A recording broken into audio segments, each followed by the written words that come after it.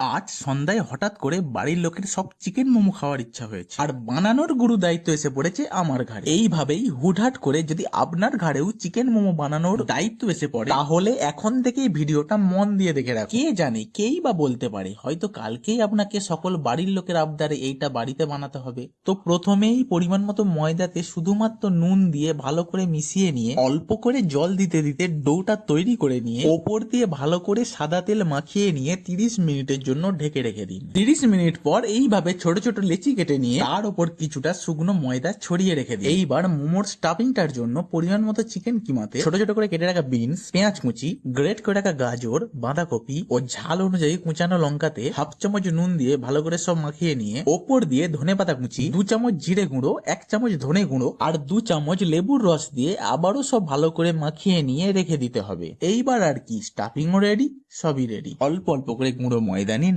লেচিটি balloon, তাতে পুর ভরুন আর ভিডিওটির মতো করে দুটো আঙুলের সাহায্যে মোমোর শেপ দিয়ে দিন। আপনি এখানে আপনার পছন্দ মতো শেপ দিতে পারেন। মোট কথা, মোমোর শেপ দেওয়ার সময় ভালো করে সিল করবেন, যাতে করে স্টিম দেওয়ার সময় মোমোটি খুলে না যায়। প্রতিটা মোমো শেপ দেওয়া হয়ে গেলে এক একটি ব্যাচ মোটামুটি 20 থেকে 25 মিনিটের জন্য লো টু মিডিয়াম ফ্লেমে স্টিম দেওয়া হয়ে গেলেই বাড়িতেই তৈরি হয়ে গেল চিকেন অ্যান্ড ভেজিটেবলস এর পুরে ঠাসা সুস্বাদু চিকেন মোমো।